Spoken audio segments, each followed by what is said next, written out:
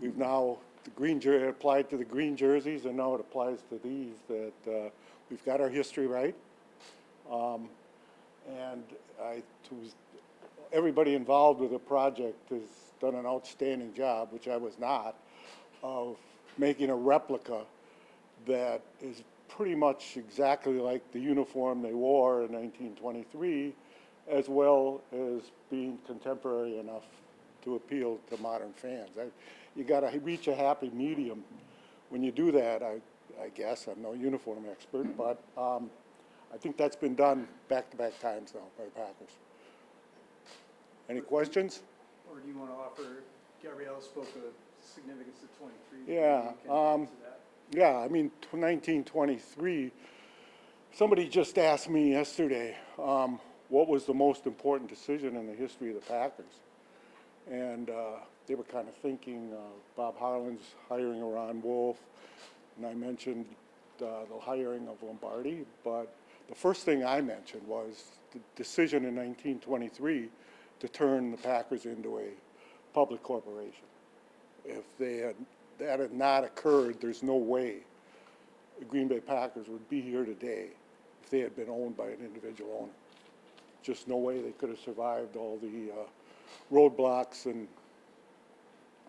near-death experiences the team had had for years. So that's critical too. I mean, 1923 is as big a year as there has been in Packer history, I'd say.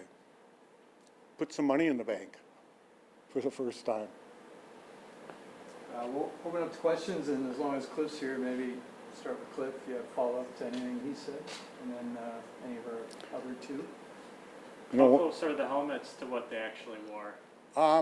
You know, I think they're really cool. And I'm sure that's, I mean, basically that kind of captures the leather helmet feel. You know, some guys weren't wearing helmets in 23. And I think the last Packer to play without a helmet played in the 30s, Claude Perry. And Eddie Cotel was a back in the late 20s that didn't play with one. So I guess that was the option. This helmet or play without one.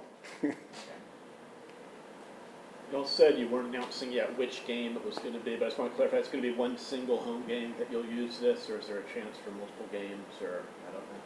Well, it'll be one game this year, which will get announced later when we announce the themes for all the games. But you know, this is a multiple-year program the NFL has, so this will be used in subsequent seasons. Okay, thank you. So one other thing, I believe, and this wasn't in the release, Katie and I discussed it, Aaron, that this also was the first time the Packers wore blue and gold. I don't know if you're aware of it, but in 2002, there was a uniform history created by the NFL and the Pro Football Hall of Fame that appeared in the media guide, and it appeared there until 2016 or 17 when I suggested we pull it, because basically they had gotten every uniform wrong during the Lambeau years, including this one. It was, the description was that it was a gold jersey with the blue stripes. Well, there's plenty of proof that wasn't the case, including a description of the uniforms in the Press Gazette that's in the release. But also, that was, again, people have gotten this story wrong too. That was the first year that they were referenced as the Blues as kind of a secondary nickname. It was not 1922. And they lumped the 22 and 23 jerseys together. And I don't know where they came up with that, because 1922 is the only Packer team that did not have a team photograph. And also, I'm unaware, Brent, our curator, is unaware of any action photos or any photos of any kind in 22. That's when the private Green Bay Football Club, with Curly Lambeau as president, totally underfunded. The franchise was taken away from them by the NFL immediately after the season. So I'm guessing they just didn't have the money to do anything that year. I'm not even sure they all wore the same shirt.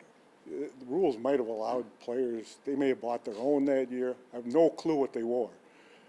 And when you go back to Acme Packing, they had blue and gold in that uniform history, but those were, we've been told by a historical photo expert and a uniform expert, those were blue and white, not blue and gold.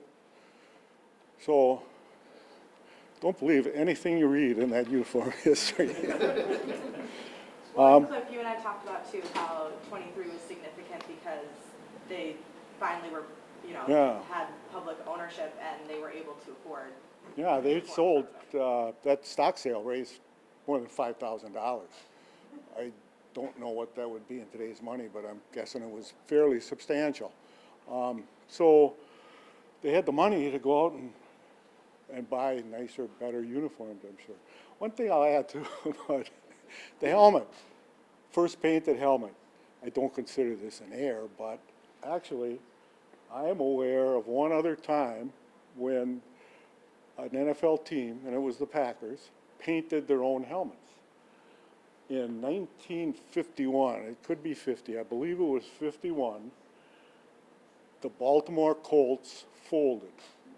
The Packers were short on cash, so Ray DePiro, who played in the 50 and 51 teams, told me that the Packers purchased the Baltimore Colts uniforms and the players sat around in the locker room and painted them gold. There you go. Cliff, how authentic is the color and stripes from these to what they had back then? I think it's really close. I mean, there were no color photos back then.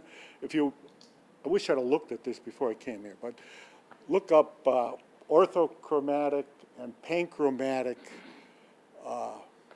colors in film development. And that was the issue.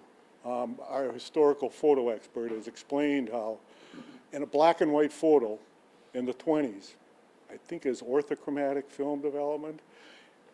So there's a black and white photo of the 23 team. And I believe that will show, I haven't looked at it recently, that the blue here was the lighter color and the other, the darker color, but with orthochromatic film, I think. It's the reverse with a black and white photo. Blue will show up lighter than gold. That's from a guy, like I said, historical photo expert that I am convinced. Plus we have a description of it. It was described, and the fact that the Press Gazette, especially with George Calhoun, started referring to the team as the Blues that year. There were a couple references to 22 when they tried to disassociate themselves with the name Packers for a while, which didn't amount to anything. But in 23 was really the first year where there was repeated references to them wearing blue. I do believe, the Acme jerseys were blue with the white trim, and I believe in 1919 and probably 20, they just wore a plain blue sweater. I don't think they had numbers yet or anything like that.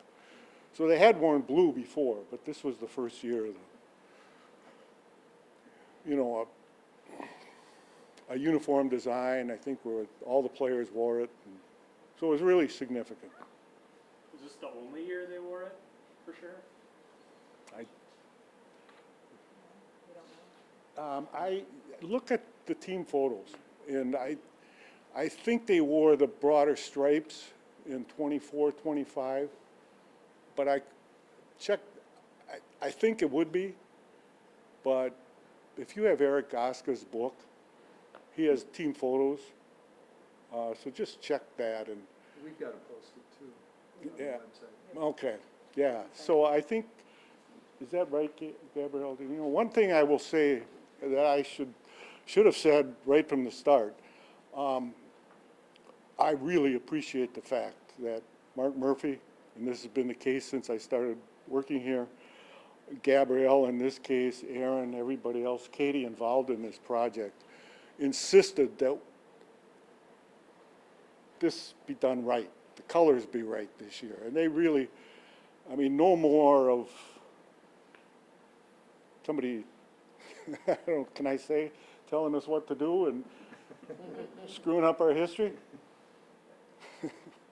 So it's those people more than anybody else that got it done, and got it done correctly. Is Well- the, are the classic jerseys you wore last year, are they retired now? Yeah. There. Can you tell us what kind of feeling it is to see this retro design unveiled, you know, more than 100 years after the Packers became a publicly funded team? Well, I'll repeat the title of our book, The Greatest Story in Sports, and this is just one more example. Only the Bears or the Cardinals could go back that far to come up with a uniform, and Cardinals have moved how many times? So it's, again, another example of, in this case, maybe not unique because there is one other team. Packers are older than the Bears. The Bears were organized as the Staleys in 1920. So the Packers are the older franchise. But the Bears, the Staleys, entered the league in 1920. So they have been in the NFL, what's now the NFL, one more year than the Packers. But basically, I would say, I mean, there's no question, Packers have the richest history of any team in the NFL, and I would argue almost all professional sports.